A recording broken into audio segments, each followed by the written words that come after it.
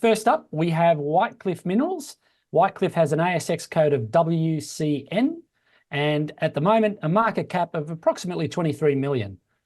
Whitecliff Minerals Limited is an energy metals company focused on the discovery of district scale, high grade and quality projects in Tier 1 jurisdictions within historic and proven areas. The company's projects in Canada include the Radium Point project that has been recognised as having the highest probability for housing iron oxide, copper, gold and uranium. Presenting today will be Executive Chairman Roderick McIllree. Roderick, please take it away. Thanks, Manny. Thanks for having me.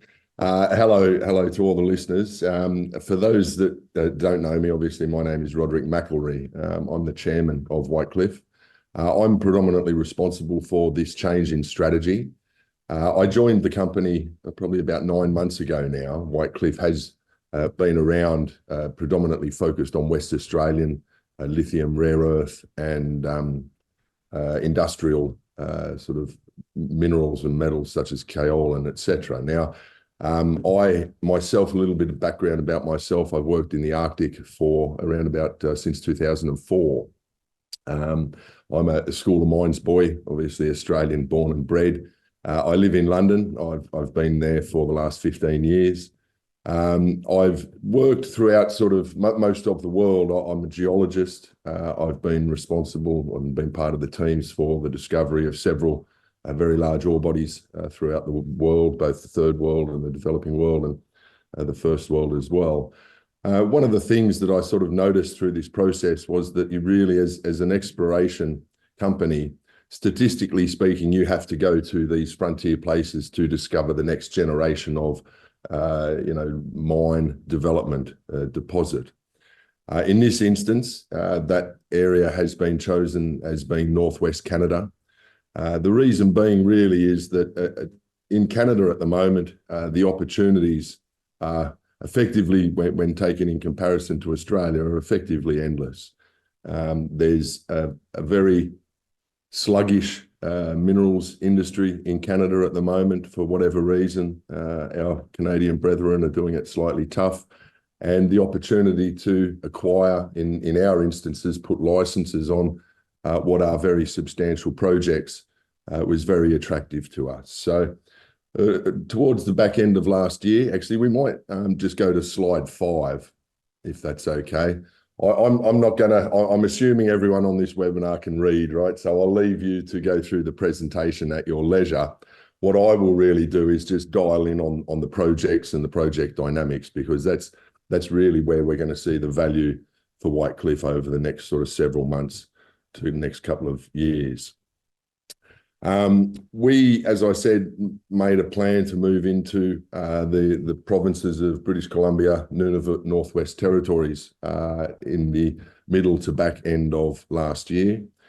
We were very fortunate in that several colleagues that I have worked with over the years during the lockdown spent a lot of time in the basements of the local mines departments. And one of the interesting things that we came to realise is that through these sort of phase transitions, if you like, of moving paper reports into analog reports into digital and microfiche, etc., at each one of those steps, a lot of information is lost. And interestingly, this was the reason that we were able to identify these projects. These were essentially found in reports, paper reports in the back end of sort of the basements of these mines departments. And the benefit to Whitecliff shareholders really is that there was no acquisition price for these. We have acquired these through lodging applications through the state and federal regulator. We have 2 projects at the moment. We'll speak about each one of them. There is a third one coming that, in my mind, is probably the largest of all of them. This area still has the opportunity to acquire, discover what are going to be recognised shortly as very significant occurrences of metal. And we're very fortunate to be at the forefront of that. We might just quickly go to slide 6, if that's okay. So the first one, and probably in my mind of the two, this one is my personal favourite, only because I've been involved in uranium over several instances throughout my career. Worked with John Borshoff and Paladin for the Langer Heinrich project many years ago, much like, well, certainly like a lot of people I know sold too early on that one. I was part of the team that developed the Kvanefjeld uranium deposit. Turned out to be the second largest measured occurrence of uranium on the planet. That was in Greenland. And the team, I mentioned the team that we've sort of been working together with over the last several years, have now moved to a project called Radium Point. And the interesting thing about this project is that this was Canada's largest uranium mine between the 1930s and the 1960s. And it produced an enormous amount of metal. You can see on the left here the production figures for these areas, Echo Bay, El Dorado, and Contact Lake. And if you add up all those numbers, that's about $2.2 billion worth of metal that was produced between sort of the early 1900s and 1980, I think was the last, 1982, they closed the last mine there. So we've acquired all of these areas, again, through a very cheap organic license application process. This license application was lodged in early January. You can check the ASX releases. They were granted a couple of weeks ago. We will be given the results that we are seeing, and there's sort of going to be some news over the coming weeks about the historical data sets and the verification of results that viewers can look forward to and interrogate at their leisure. But this is an area that, as Manny touched on at the start, has been identified as the most probable area in all of Canada to house iron oxide copper gold uranium deposits. And when I say that, I'm sort of talking Olympic Dam style mineralization. So for that to have that type of claim, and that claim isn't coming from us, that's coming from state survey specialists, geologists, explorationists that work for the Northwest Territories and the federal geological surveys. There appears to be here many instances of outcropping high-grade copper, silver, and uranium. And a lot of it, because of the timing of this project and the timing of commodity prices, a lot of them haven't been followed up.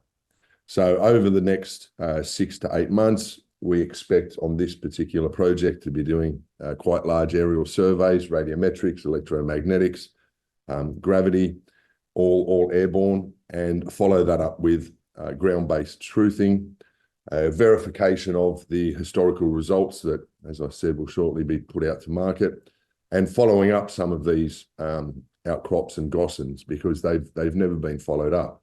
This area, basically, from a uranium perspective, closed down in the 60s because of pricing. Uranium was about $7 to $10 a pound back then. It's on the back end of the pretty much the construction of the US nuclear power industry. And the world at that time was awash in uranium.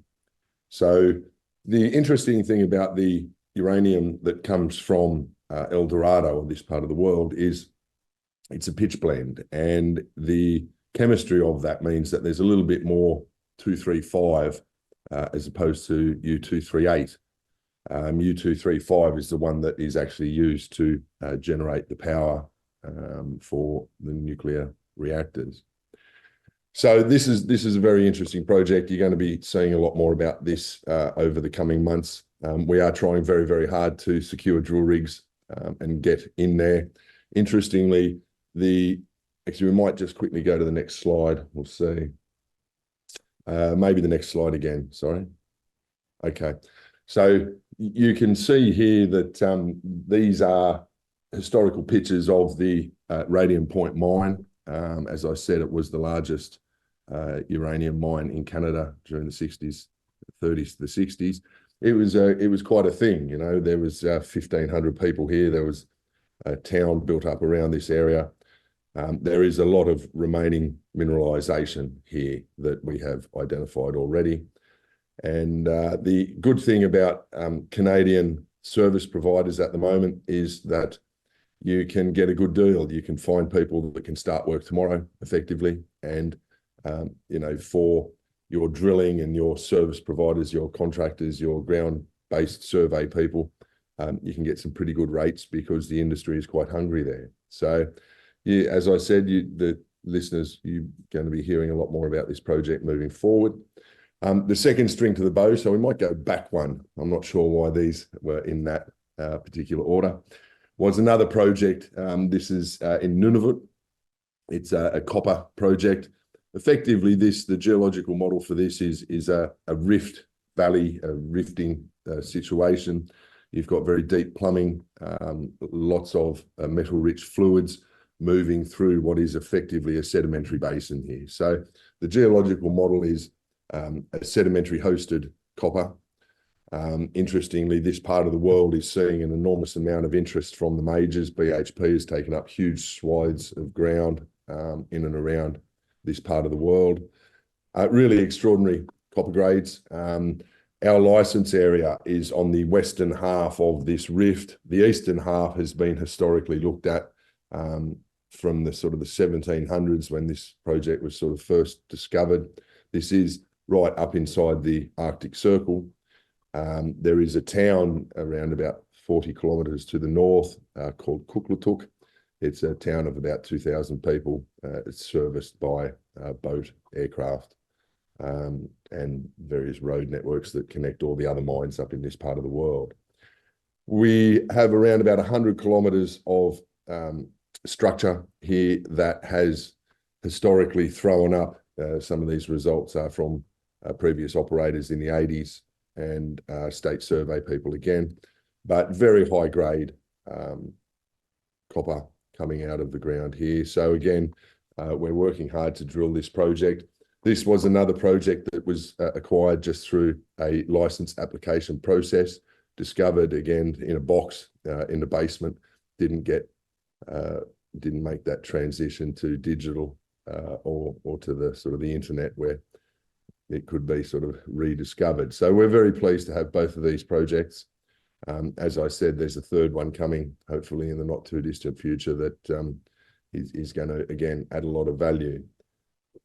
We might just go forward one slide and one more slide. We do have a residual. There were several projects within the portfolio that we will be retaining. There is some value there. When I joined, I think the company had around about 12,000 square kilometres of what was, I guess, a fairly well curated portfolio, but again, in commodities that historically I don't really have a lot of faith in. I've worked in rare earths. I know a lot about these things. I think they're difficult. And lithium was something that we wanted to extract ourselves from because of the market dynamics at the time. So I think we were successful on both of those fronts. We have made several divestments, and we've kept Reedy's gold project up near Kew. It's got a 40-odd thousand ounce resource there. There will be some news coming out on Reedy's and some impending activity. I think that has an enormous amount of potential. It won't take a lot of our focus, but we will be trying to add a lot of value there in the short term and maybe look to divest that to other operators that are in the area. But I can certainly see that resource growing, at least doubling there in the not too distant future. We might go to the next slide, please. Just some diagrams there that you can see that on the right-hand side, we're looking at a structure that hosts the Reedy's gold mine.